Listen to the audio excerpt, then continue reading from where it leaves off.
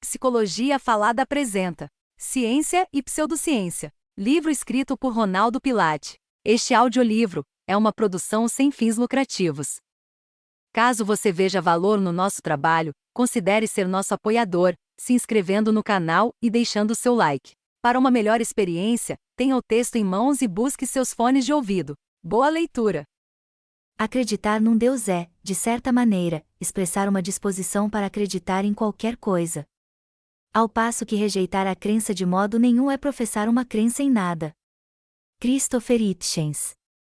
Ninguém escreve tentando explicar as incoerências entre as opiniões teológicas e as opiniões científicas defendidas por várias pessoas hoje, nem mesmo as incoerências que existem às vezes no mesmo cientista entre a crença religiosa e a crença científica. Richard Feynman. Ciência e religião. O caráter infalível da religião e sua consequência. Por sua natureza e fundamentação, a religião é um sistema de crenças infalciável.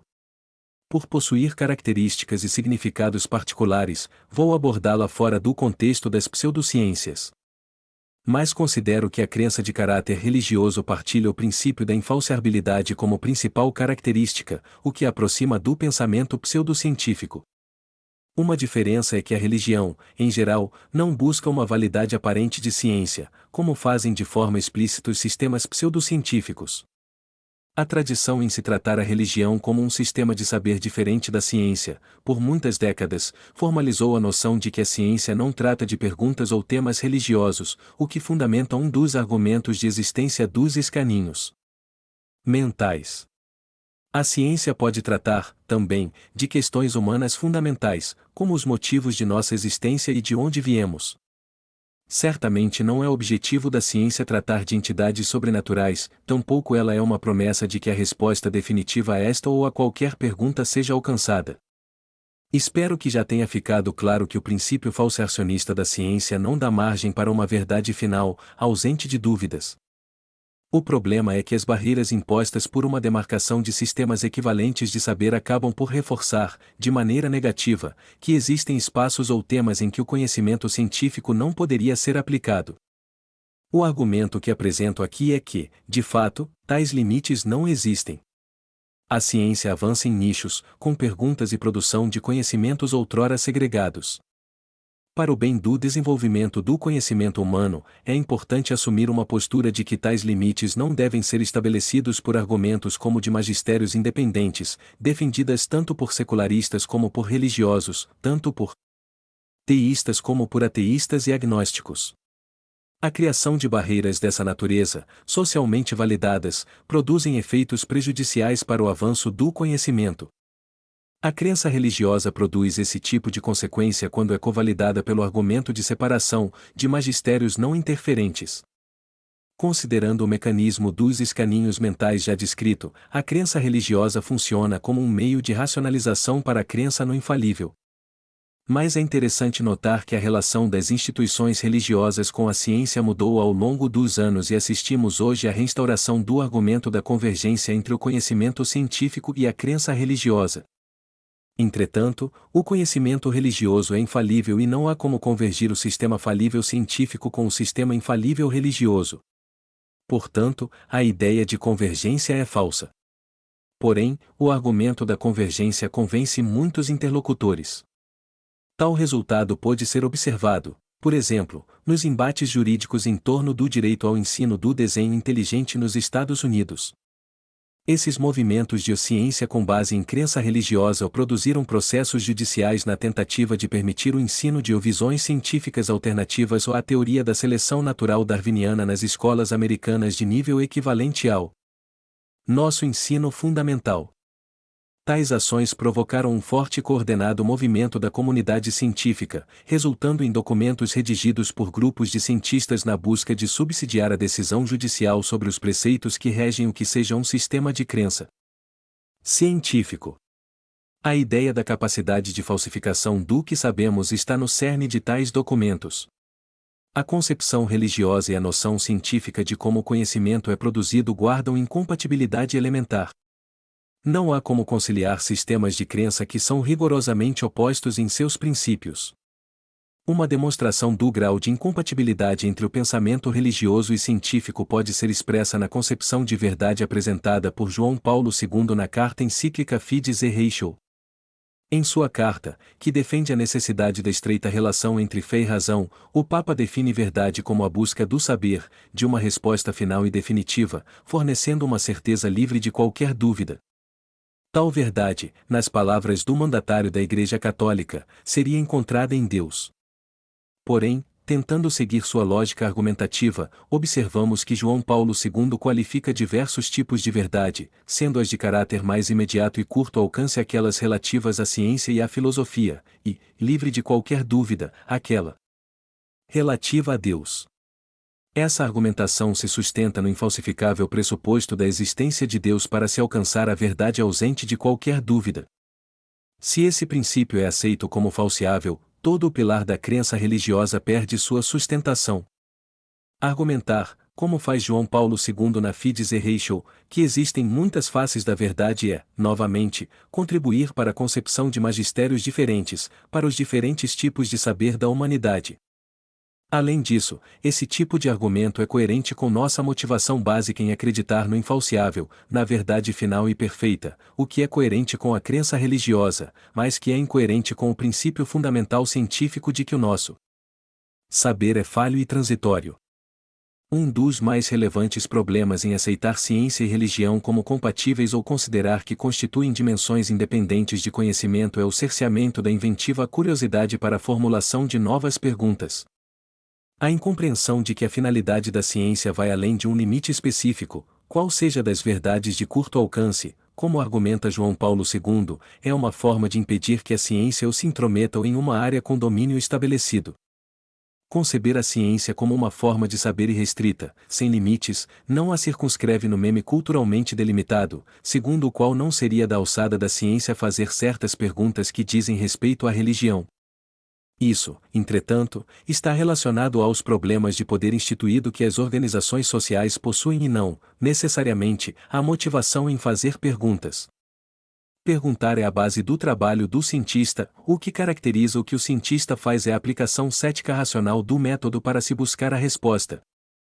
A possibilidade de fazer perguntas novas está diretamente relacionada ao que se sabe no momento da formulação da pergunta e aos meios para conseguir uma resposta com os critérios científicos necessários. Então, quanto mais sabemos, mais perguntamos.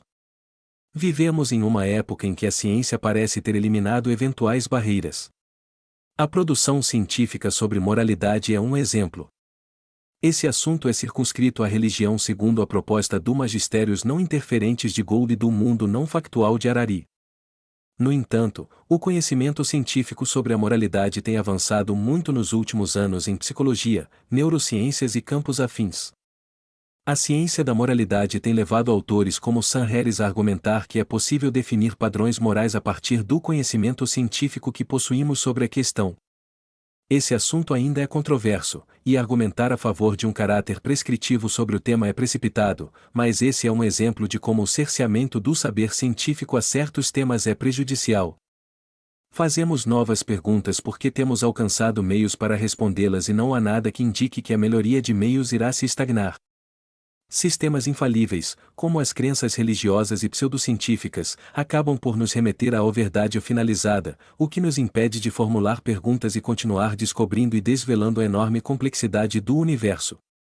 Mentes que são treinadas para acreditar e endossar sistemas de crença infalíveis são mentes em que a possibilidade de formular perguntas é inibida. A diminuição dessa capacidade nos leva a não ter mais o que responder e, naturalmente, isso limita até onde podemos compreender o universo e a nós mesmos. Por tais motivos, o pensamento científico não deveria ficar circunscrito a esferas específicas da experiência humana.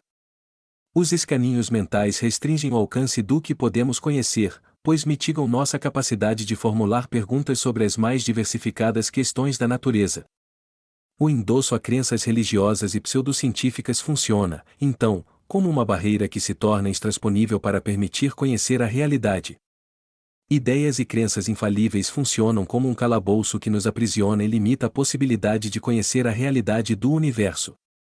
Sistemas falíveis de conhecer foram a mais eficiente invenção humana para melhorar nossa condição de existência. Essa consideração está alicerçada nos séculos de atividade científica organizada que produziu incontáveis fatos científicos, o que possibilitou mudar radicalmente as concepções que temos de mundo e exercitar a humildade em relação ao que sabemos.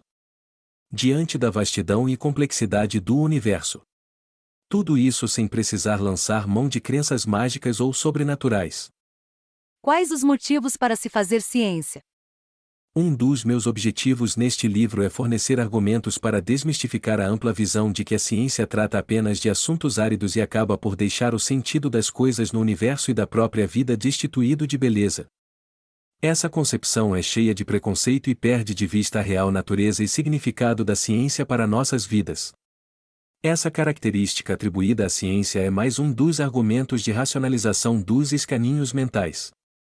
Na verdade, nossa cultura leva a criar os escaninhos mentais sobre a ciência, encaixando-a em escaninhos específicos que dizem respeito a assuntos pontuais. Tal compartimentalização ocorre quando aprendemos sobre ciência e a aplicamos apenas a assuntos e temas circunscritos a determinadas dimensões, como a escolar ou a profissional. Talvez por motivos como este é que as pessoas, frequentemente, associem os propósitos da ciência estritamente ao desenvolvimento de tecnologias para melhorar as condições de vida. A criação desses caminhos mentais dificulta ou impossibilita o entendimento dos propósitos da ciência, de suas principais características e de suas motivações elementares. Sempre me espantou o baixo efeito que o pensamento científico exerce para a maioria das pessoas, que, afortunadamente, conseguem ter acesso a ele na universidade. Ainda que essas pessoas sejam expostas aos princípios científicos, desenvolvendo habilidades para duvidar de suas próprias crenças, tive colegas quando era estudante e continuo tendo colegas agora que sou cientista que são perfeitamente capazes de consultar o horóscopo para decidir o que fazer durante a semana, tomar remédios homeopáticos como solução para as tentativas fracassadas dos alopáticos ou rezar fervorosamente para Deus contribuir positivamente para os desígnios da vida. Bem, não vou voltar aqui a falar das motivações para tais incoerências, considerando que isso já foi feito quando apresentei os escaninhos mentais. O que abordo nesta sessão é um subproduto dos escaninhos mentais, a partir do momento que as pessoas passam a restringir a ciência a algumas dimensões da vida, impedindo que a mesma seja compreendida em todo o seu potencial e amplitude. Pois bem, vamos começar a desmistificar algumas questões, pois meu convite a você é para romper o eventual escaninhos mentais que também possua sobre o assunto.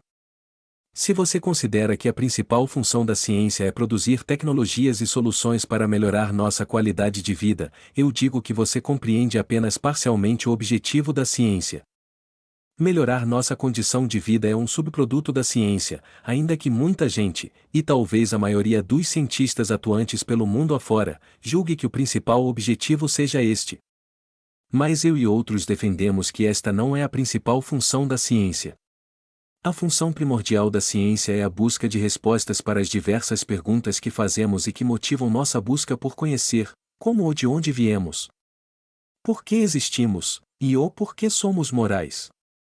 Questões que motivam os psicólogos a investigar são, por exemplo, como se desenvolve a moralidade, como os indivíduos a aprendem, como formam crenças automaticamente, se somos genuinamente maus ou majoritariamente irracionais. Poderíamos listar várias outras questões de natureza semelhante, como as substâncias básicas que compõem a matéria, para um físico, ou a origem da vida, para um biólogo. O ponto aqui é que perguntas primordiais como essas são as que dão o sentido à existência da ciência. As perguntas que possuem uma preocupação mais aplicada, que tem como finalidade resolver um problema prático, criando uma tecnologia ou uma tecnologia social, também são cientificamente válidas e relevantes, mas não expressam as principais motivações do empreendimento científico. Enquanto escrevo este capítulo, inunda os noticiários a boa nova da primeira detecção confirmada das ondas gravitacionais, previstas na teoria da relatividade geral de Einstein. Que tipo de aplicação existe nessa descoberta? De forma imediata, nada. Então por que a descoberta é apresentada como tão importante? A resposta é que se conseguiu, pela primeira vez, que um novo instrumento de medida captasse, com alto grau de segurança, as ondas gravitacionais. É isso mesmo, um novo instrumento de medida funcionou. Por que investir bilhões de dólares nisso? Pelas razões que movem a ciência.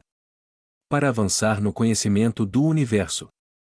Um instrumento capaz de detectar ondas gravitacionais abre novas possibilidades para compreendê-lo. Esse caso da recente detecção feita pelo LIGO abre uma nova janela de observação para o cosmos. Novo instrumento, novas perguntas. As novas descobertas dependem da continuidade do trabalho para a geração de conhecimento falível que encontre respaldo nas evidências da realidade. Qual seria, então, a diferença entre a motivação para fazer ciência e a motivação para fazer arte? Realmente existe diferença entre a motivação de um compositor para escrever uma incrível e emocionante peça musical e o cientista que busca entender a forma irracional de funcionamento de nossa mente? Existiria diferença entre um jovem que se questiona sobre os motivos de existir e um cientista que busca identificar a partícula que dá estrutura arquitetônica a toda a matéria do universo? Eu lhe respondo sem grandes sobressaltos: não. As motivações são as mesmas. Fazemos ciência porque é a forma mais eficiente que existe para compreender a espetacular complexidade do universo em que estamos inseridos, proporcionando uma janela de oportunidade para ajudar a fornecer significado à nossa própria existência. Como descreve Bertolt Brecht, eu sustento que a única finalidade da ciência está em aliviar a canseira da existência humana. Romper as amarras limitadoras das crenças infalsificáveis, de forma ampla e acessível para a maioria da humanidade, é uma das maneiras de seguir o caminho para nos aproximarmos do propósito de conhecer a realidade de modo mais acurado e preciso. No entanto, o acesso aos pilares sobre os quais se estrutura o conhecimento científico não tem chegado eficientemente a todas as pessoas, mesmo para aquelas que têm acesso a um ambiente universitário. Há enorme pressão concorrente por acreditar no infalível, algo relativo às nossas motivações básicas, faz com que a manutenção de um ceticismo saudável para sustentar a compreensão falível do que se sabe seja uma tarefa que requer considerável esforço pessoal. Neste capítulo, foi descrito a religião como um sistema de crença infalível e suas consequências. A principal consequência do pensamento religioso é a maneira pela qual esse sistema de crença possibilita o desenvolvimento de argumentos que dão base para a racionalização de escaninhos mentais. Também descreve a motivação que impele a ciência, apresentando-a como a mesma que leva as pessoas a acreditar ou fazer tantos outros empreendimentos humanos, como a religião e a arte. Agora chega a hora de concluir os argumentos deste livro no próximo capítulo.